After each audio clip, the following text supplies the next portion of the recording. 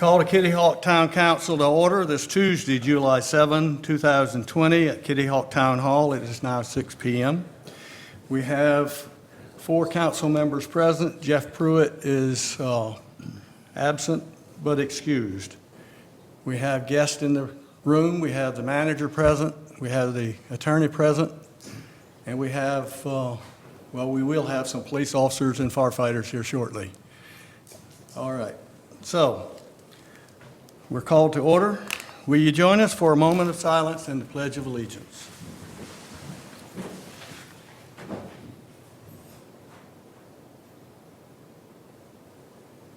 I pledge allegiance to the flag of the United States of America and to the republic for which it stands, one nation, under God, indivisible, with liberty and justice for all.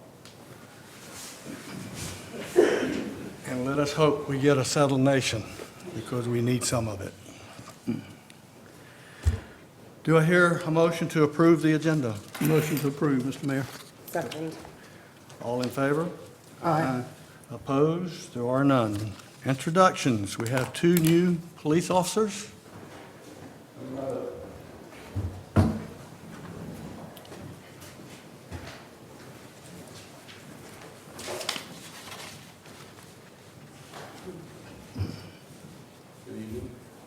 First, we have Kyle Hubbs here. He originally resided in New York, moved down here with his parents after he graduated from high school. He's been down here around 4 years now.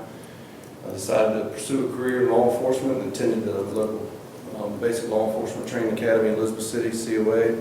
He resides in Southern Shores with his girlfriend, who's pursuing a career with EMS here in Dare County, possibly. And as it is, always is, it's a prerequisite. You know, do you like to hunt or fish? And he does. That's his hobby. So does Mr. Rigler. Second introduction here is Jason Rigler. He has roots in Currituck, where his father is the clerk of court over there. And he was raised in Maryland. And after graduating from high school, he attended the Citadel in South Carolina as a graduate of the Citadel, as a U.S. Army veteran. He resides with his wife in Maple. She is a veterinarian, works in Grandy at the veterinary office there, and he has 10 years of law enforcement experience. We're glad to have him, wealth of knowledge, a lot of training, and he has a small son, I believe he's right at a year old, and he also likes to fish and hunt. But that's it. These guys are a great addition at a good time. We've been about as busy as we've ever been in the past 10 years that I can remember with our calls for service. But thank you all. Thank you. Thank you. Well, Before you leave, just a minute, okay? And we really appreciate you coming to work for the town of Kitty Hawk. But I want the people of Kitty Hawk to understand something. I've been on the council since '05, and of course lived in Kitty Hawk on and off all my life. But in this time of upheaval and calling for defunding police and things of that nature, we have been so blessed in Kitty Hawk. The leadership and the people that follow that leadership go out and they try to do their best to make it work. They are considerate, courteous. We've literally gotten compliments from people who got busted. I mean, how good is that? It doesn't get any better than that. So, folks, you've got a good police force. They recruit good people. These are really experienced people from many different avenues. And we've been very lucky. And I want the people of Kitty Hawk to know that, and we appreciate it. Thank you. Thank you very much. I also want to go along with that. I think we have the best police department on the Outer Banks, and they all are under appreciated. And I appreciate the job you guys do. Thank you all. welcome, guys. You must have had some good instructors over the years or something. He teaches at the BLM, is it? Welcome. Thank you all. Thank you. you. Thanks, Chief. All right. Now we have a new FAR captain. Chief Johnson, are you going to hang around a minute?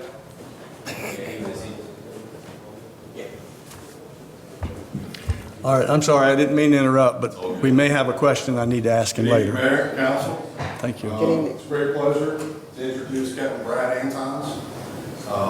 Brad comes to us via Currituck County, where he was a fire lieutenant for the past couple of years. And he also retired out of the city of Norfolk as a fire captain. He's been a resident of Currituck County in Adler, did I say that right? Adler. For the past 23 years, where he has a wife and raised 3 beautiful daughters. He comes with us with a wealth of experience and knowledge. So I'm very excited at what he's going to be able to do for us over years. So please welcome Brad Antons. Welcome. Welcome, Brad. And again, thank you for coming to Kitty Hawk and fleshing out what we have for our fire department. We're not a full-time fire department in far as, fully manned with full-time people, but it's come a long ways from the time we were all volunteer to where we are today. And I know you're like the police department. You're busier now than I think I've ever seen you. So, in fact, I think I followed the fire truck in just a little while ago from probably a car. And I knew it'd been on a call because it still had some water in some of those hoses. So, thank you for being a part of Kitty Hawk. Thank All you, right. Captain. All right. What happened? Oh. Now it's time for public comment. Do we have any, Lynn? Yes, sir. Jane Webster.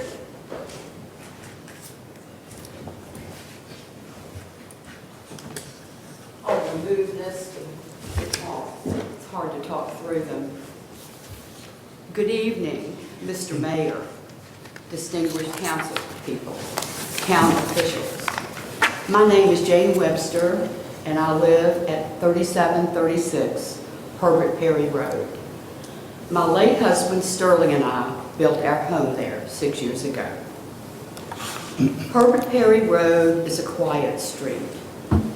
As you drive down it, you pass homes and property that have remained within the Perry clan going back several generations.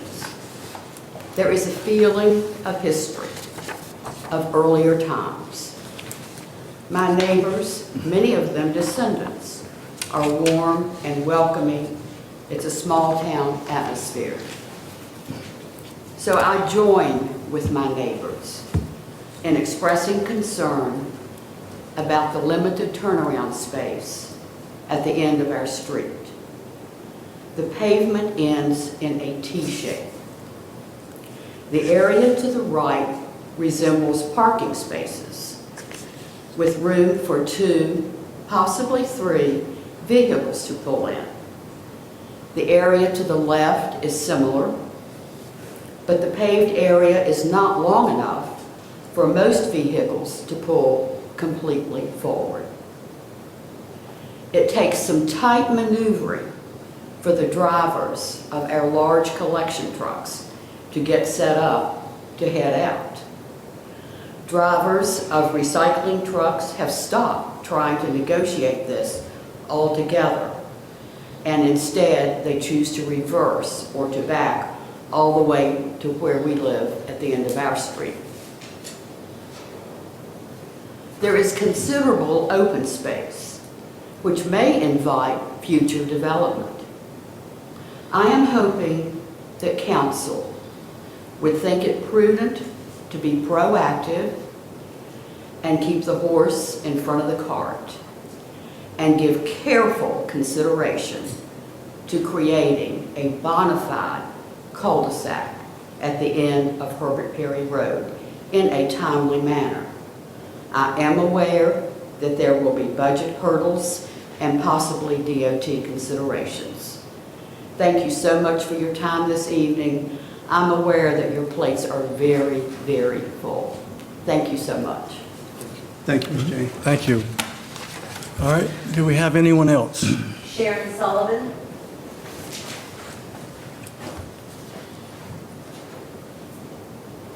Good evening. My name is Sharon Perry Sullivan, and I live at 3708 Herbert Perry Road.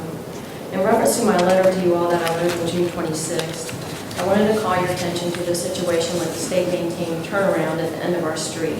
It's unofficially a cul-de-sac, some other name because of this abnormality.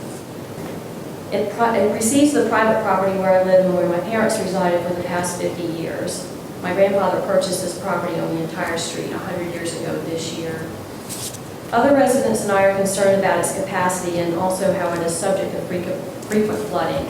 It does not allow for sufficient space for public service, safety fire, and large commercial vehicles to turn around. Currently, most of the drivers have to drive off the existing pavement, creating deep ruts, going back and forth, trying to navigate a turn with limited space. And it does flood with every rain.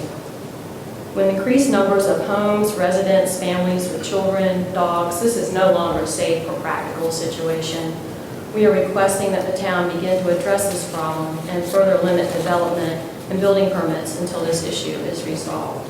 We appreciate any communication, dialogue, and resolution you can provide. Thank you. Thank you.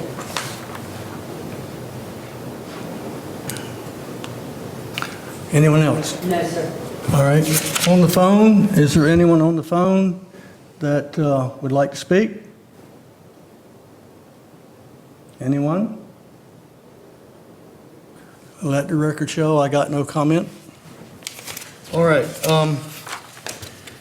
Since I don't want to hold you folks up, when I got Sharon your letter, did some bullet point tasking to staff to kind of get some ideas of what can and can't be done.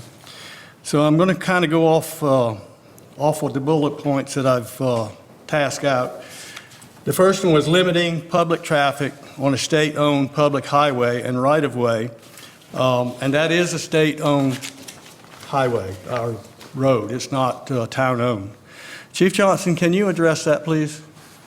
Yes. Would you? Not.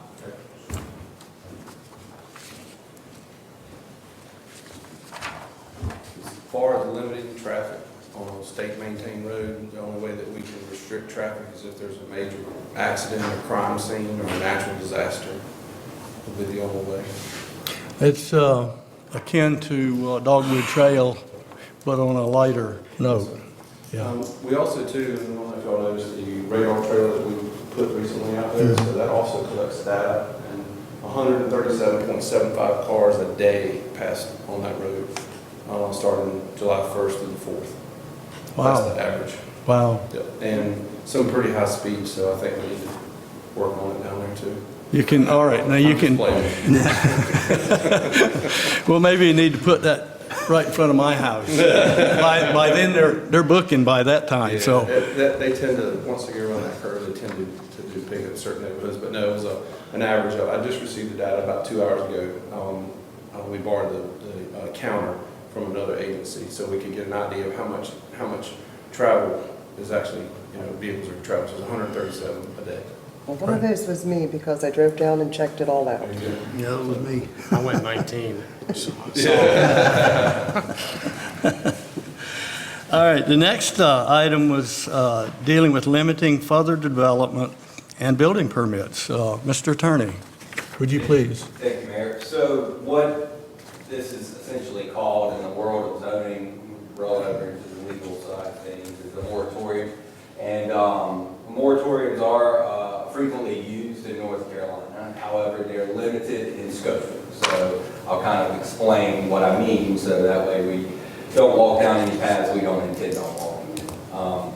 Moratoriums can be issued, and in doing that, you can stop, for example, building permits, sign permits, zoning permits, subdivision, essentially anything that requires approval prior to development. We are allowed to put a moratorium on that. Now, the one key thing that happened, and one nuance to the statute in 2011, was that moratoriums may not be adopted for the purpose of developing or adopting ordinances regarding residential uses. Now, that's kind of that gray area, but I think, honestly, in this particular case, depending on what council would want to consider as the criteria for the moratorium and what we're trying to accomplish in stopping the building permits, that doesn't necessarily flow over into regulating a residential use either, I suppose, unless we chose to limit setbacks, make it further restrictive, make some lot coverage requirements or change, something of that nature, might fall into that residential category. But if what we're trying to do at the end of the day is look out for the safety of our citizens, or again, develop infrastructure, because that insufficient infrastructure is probably the most common reason that moratoriums are issued by local governments. So if we're looking into expanding infrastructure, which would include roads, then that is something that I think would fall within the bounds of the law. I will note that there are certain requirements in terms of notice and hearing on these type of things. If it's council's pleasure, if you find that there's an imminent threat to public health or safety, then you can actually issue moratoriums, no more than 60 days, but you can issue those without a notice or hearing. If there's no imminent threat to public health or safety, and you want to issue a moratorium of less than 60 days, then there's a single publication required before the hearing can occur. And then anything more than 60 days, we have to go the standard dual publication, 2-week publication route, like we would for any other public hearing. So the questions, again, really come down to, and adopting that moratorium ordinance, what has to be answered is, why are you adopting it? What avenues are you going to pursue while the moratorium is in place, limiting these building permits or zoning permits? And why do you think that a moratorium essentially is the best action to take, which would go back to the rational basis, such as safety or something of that nature. So I think that it's perhaps within the realm of possibility, yes. I don't think, as long as we're adopting it for the right purpose. A moratorium as opposed to a zoning change, a moratorium can't last forever, can it? Correct, that's exactly right. So that, what I took the letter as essentially was a request to try to limit the development while we try to figure this out, as opposed to necessarily instituting a text amendment. Now, we could do a text amendment, which would require a change to the zoning code, which would of course require all the planning board requirements, all the notifications to the public required for that particular public hearing. So we are talking about a longer span of time, and I suppose the question then would be, what's the zoning change we intend on making, as opposed to, are we really going to be asking the state here to try to come in and help us out, and to develop infrastructure, if it's possible, that would accommodate maybe some of these issues. So I think there's a lot of variables here that would have to be considered before that zoning change or moratorium came into play. But either are options. Yeah, but you're stepping on a lot of property rights in the process. Especially if the zoning change is going into that category of, we're not going to allow development when once it was allowed. That would present some hurdles, I would say, yes. Yes, all right. Public service vehicles, ability to safely use the turnaround. Chief Talley, would you address the fire department, please?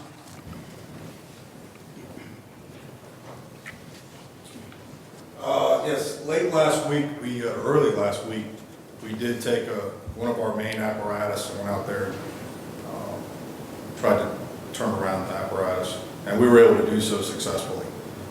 There's no doubt that there's limited space to turn around fire apparatus. We have the advantage of having more than one person on the apparatus to utilize them as spotters to actually navigate that turnaround and stay on a hard surface primarily, and do it successfully. So with the exception of one of our fire apparatus, we can pretty much do all our trucks. Now, there might be times where we may have to back the truck all the way out of Herbert Perry Road or find a better spot, but we do that all the time already. We encounter these types of situations routinely. So we prepare for that and we train for it. So. Yeah, if this particular road basically was never a subdivision, so it never got a proper cul-de-sac because it's not the way it developed. It's just the way it was. All right, thank you, Chief. Willie? I asked you about the trash trucks and some things of that nature. Is he with us tonight? He is. Get in here, Willie.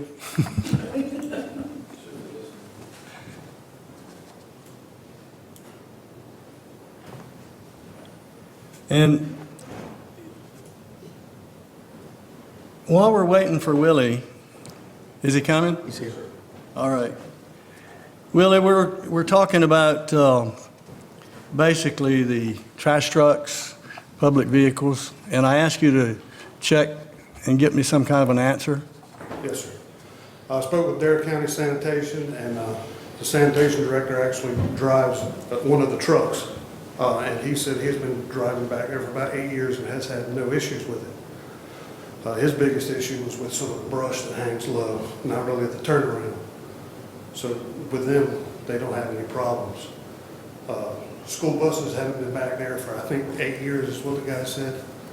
And that's not really because of the road, but mainly because they didn't have children. Well, that's when it stopped, yes. Yeah, that whole thing, my grandchildren, when the daughter moved back with 3 curtain climbers, they used the bus, and the bus did go down there, and in fact, that's why that T was put in there, because the buses were smaller back then. The buses today are huge, so I can see why they wouldn't want or be able to really turn around if you look at the size of them. But that's enough. Thank you for yours. I did ask the manager to check with the school system, and what did you find out? Yes, I contacted the Director of Transportation for Dare County Schools, and they basically reiterated there's not enough room to turn around a bus if they were to send a bus down there, but one of the reasons that they haven't sent a bus and don't even see it very highly unlikely they would, just because of the amount of riderships. There's not enough kids on that street to send a bus down the road. So that was the answer I got from Alex Chandler, who's the Director of Transportation. Okay. And I'm going to answer the recycle truck circumstance. When they had a straight body, like our trash trucks, they were using that. But then they went to an articulated trash truck, and that would work well in a cul-de-sac, but it doesn't work at all down there. And he was having trouble going down there, and I guess it was Robin at the time didn't want him turning around in her yard, or in her driveway. So I said, look, you can use 3821 Herbert Perry Road, back in there and do what you got to do. And that's what he does. So he turns around basically in our yard and backs down his road so that he doesn't have an articulated problem. But that's unique to that truck, and why they decided to use that on this route, I don't know. There was also deep ruts in the yards, and if the vehicles cause the ruts, are we within the public right-of-way as opposed to adjacent yards? And does that make this a town or state problem requiring some sort of correction? And I asked the attorney about that. Mayor, I think if we're within the public right-of-way, then it's kind of one of those things where if the sanitation services or if any particular services, no matter what entity they're issued by, if they're causing ruts, I have them in my yard as well, we're subject to those ruts because we're getting the benefit of the service if it's within the right-of-way. Now, if it's outside of the right-of-way, then that poses a different question altogether. I mean, I think there's absolutely an argument there that, you know, you're using somebody's private property, you're overburdening the easement or the right-of-way that may be there, and you have no right to do that, and you have to, whichever entity, if it's the county for trash or whatever the case may be, would then, I think, be responsible for repairs. But if it's within the right-of-way, then no, I would say that just unfortunately comes with the territory. Yeah, and that right-of-way is 30 feet from the center line, basically. I looked at the slide today. So it's 60 feet. And 30 feet right. away from the center. And just because the public, we're also answering questions from a letter that the public can't or hasn't seen.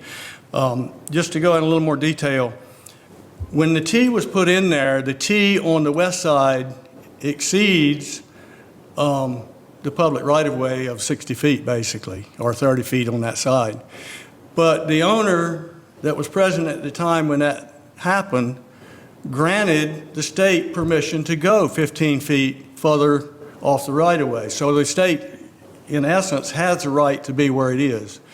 It did not go on the east side beyond the right-of-way. So from what Willie has been able to find out, the same day I got the letter, the state maintenance, Jeff, went down there and had a look, measured it up, and everything that they have done so far is within a right-of-way, and with the extra 15 feet. So what that comes down to is this. The state owns it, the town doesn't fix that. But it would require the state to either take or be given some land. So Sharon, do you think Robin would give the state enough land to do a cul-de-sac? Robin doesn't own that lot anymore. Oh, I thought she kept that one piece. She was supposed to, and then overnight, she sold it. So, okay, so then we'd go into a person we don't even know right this minute. And Well, I'm trying to buy it, but I don't think he's going to sell it to me. I didn't know she was going to sell it, and so. I got you. All right. So, But no matter who, like I said, no matter who owned it, I thought that it needs to be addressed. and that's fine. And that's what we're trying to do. We're trying to figure out what we can and can't do here. And the state, of course, is broke at the moment. So it's not going to happen overnight, whatever happens. But we can certainly, as a town, ask them to go in and program that into their STIP and see if they can put a cul-de-sac in there. But it sounds like it would require taking some land unless someone like you were to give them enough land to do what they need to do. And then the one last thing I want to make sure we all understand. When your daddy brought in that field so that you could build your house, either during that time or right after it, Robin also put a lot of fill in there too. And one of the reasons there's a hole on the east side of that road is because she filled up on the water side. And now, when the road was there, it would drain, but now it won't. I mean, there's no place for it to go because she put in, 12 inches or more. So the best we can do for you is, if council agrees, I'm going to ask the manager to get in touch with the state, write them a letter, tell them the problem we've got, ask them if they would program in to look into possibly putting a cul-de-sac in, which may or may not require condemning land, and see what happens from that. Does anyone object to that? The way you're going. I like that. Yeah. All right? You got that, Andy? Yes, sir. Would it, Andy, have you or really actually touched base with DOT in person or gone out there Willie has. in Willie person, did. Willie? Yes. Okay. Yeah. Were they of the same line of thought, the train of thought there? The asphalt already stretches, that is a T turnaround that is built to their specifications. Yeah. In that particular turnaround, that's what is required. Okay. I think that's all we can do at this point. Yeah, that is. That's all we can do. And it may not need to go to the whole 10-year planning scenario. They might have enough of a local budget to be able to take care of something in that corner. They won't even trim bushes right now. That's how broke they are.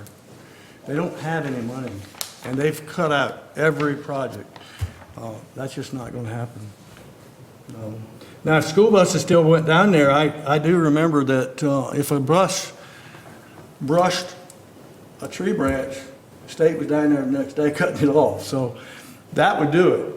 But school buses aren't running down there anymore, and I don't expect to see them down there anymore either. So. Well, you know, what we found for some other little requests that we've had and regarding DOT right-of-ways is if it's something that's more than what DOT requires, then they'll allow the town to pay for that, you know, whether it be speed limit signs or anything of that nature.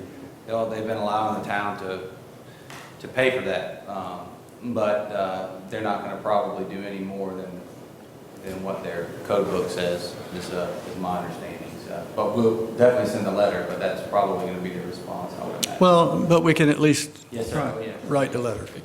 All right. Is the 15 feet that was given, was that properly recorded to do that, or is it a handshake? I have to assume it was, but I don't Okay. know that. Because that might be something, there's a new owner, right, of that lot? Is that correct? Not that side. Well, we don't know. Okay. That's a question we don't know. Anyway, that's not what we're here for. I hope we've answered most of your questions, and we have some sense of direction, but I wouldn't wait for it to happen tomorrow. All right? Thank you very much. Thank you both. Thank you. Okay. And that, do we have any other public comment? Anybody on the phone? Let the record show no one came forward. No one else came forward. Do I hear a motion to approve the consent agenda? Mr. Mayor, I move that we approve the consent agenda as written. All right? Second. All in favor? Aye. Opposed? There are none. We have nothing removed. We now have planning. Is Rob here?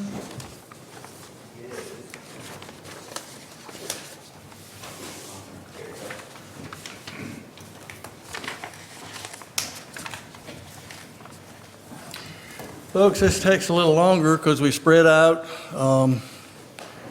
We at least are having a council meeting, and we try to keep it open as we can, but we do try to follow the guidelines.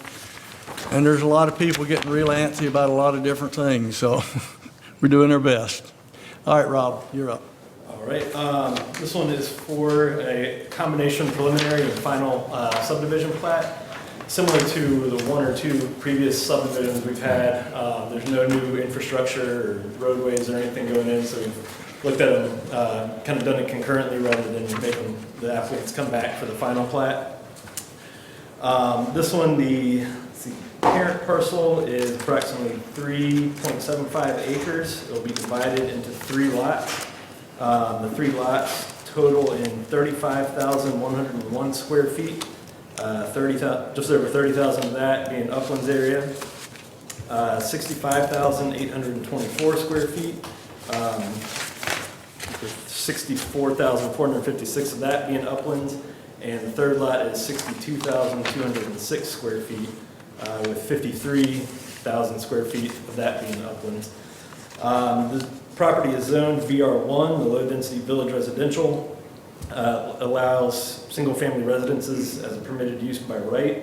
Minimum lot size in the district is 15,000 square feet. So you can see all 3 of them easily exceed that. Maximum permitted density in the VR1 is 2 single-family dwellings per acre. This proposal comes out to about 0.8 dwellings per acre, so it's compliant with that. You can see the minimum lot width of 75 feet is met by each of the lots. The existing buildings in the center lot meet all the existing setbacks. At the time when lots 1 and 3 are developed, they'll go under site plan review to make sure that those setbacks are met as well. The Plan Board unanimously recommended approval at their June 11th meeting. And that's all I've got. If there's any questions, the applicants are here as well. All right. I don't have any questions. Add in the, this one, I think also like the last one we did, if the parent parcel was under 2 acres, it wouldn't even be before planning board and town council, it'd be an exempt subdivision. It's just that because it's almost 4 acres, that it has to come to a formal review. All right. Well, it's kind of what Mama did when she split hers up for 3 kids. Was this part of Pentillet's track at one time, or just adjacent? There in Corbel, it was Corbel Lane, Okay, but way back it was owned, Joseph owned got you. it for Theron's wife, Myrtle, Mildred, Myrtle. Okay, She inherited it. It was Sanford, Joan, Jane, Lois. okay. I was just, And I got Joan, that's Joan.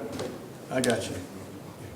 I was just curious, Pennell was a commissioner a long time ago, and he was a Tillett, and he's actually the one that helped Daddy get the road put down on Kitty Hawk, Herbert Perry Road. That's how that happened. I remember it well, because Daddy had to go get all the easements in order to get it done, and I went with him. All right, so do I hear a motion to approve that?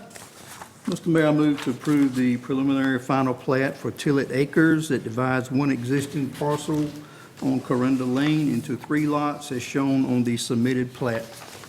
Does it have a second? Second. All right, we have 2 seconds. Which one do you want, Lynn? All right, any further comments? All in favor? Aye. Aye. Opposed? There are none.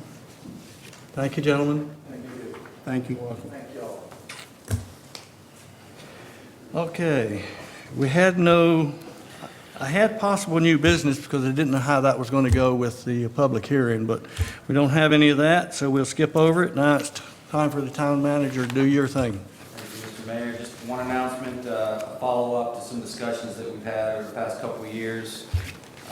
The mayor and I believe Urban Bateman have been kind of spearheading this as far as having the Tourism Bureau help assist in paying for the intersection and the traffic control. We've actually gotten with the Sheriff's Department. Joel Johnson's met with them last week.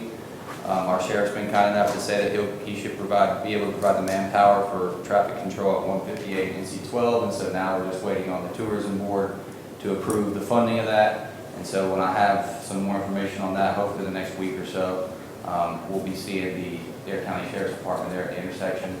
I probably anticipate them being there, and maybe not this weekend, but the following week. So we appreciate the Dare County Sheriff's Department for stepping up and taking care of that. It makes it a lot easier because all the different towns have been participating and scheduling, so this will make it a lot easier for all the agencies, and we appreciate the Tourism Bureau for stepping up and doing that as well. So. Well, it also saves local tax dollars. And it's a tourist-related problem, and the tourists will be paying for it. So I think that's the right way to go in every way. And Jeff Pruitt, don't forget him. I'm sorry, yes. He was also involved. 3 native sons kind of took a point on that and wouldn't give it up. So I'm glad to see that's working. I hope it works well for everybody. All right. You have anything else? That's it. All right. Mr. Attorney? Nothing from me, Mayor. Nothing? All right. We heard a lot out of you tonight. Yeah, you did. Town Council, let's start with you. Okay, Andy, related to what you were saying, my thanks to Sheriff Daddy and his staff, thanks to the Tourist Bureau. I'd like to welcome our new police and fire department members to Kitty Hawk. And as the Kitty Hawk representative of the Dare County Complete Count Committee regarding the 2020 census, you still have time to go online, complete your census if you have not done so. If not, starting about the middle of August, someone may be knocking on your door. So please, this is very important, especially in today's time, that we get this census taken care of. So please go online and do that if you hadn't already done it. Thank you. Yeah, and I'll back that up with something I didn't expect, because before I came tonight, I had a call from the census, and I said, look, I already did that. He said, I know, I need to double check some of your answers. So you may be getting a call, don't ignore it, just because you've sent it in. They're double checking everything they do, I guess. So I did not expect, I almost hung up on them. So that's the way it went. Don't like scam calls anyway. You got anything? No, it's good to know that because ours was out 3 days after we got it, and Yeah. I've forgotten what I've told them already, so if they're gonna double check stuff, that could be interesting. Oh, they read it off. Oh, they'll tell me what I said? They'll tell you what's Oh, okay, I can handle that.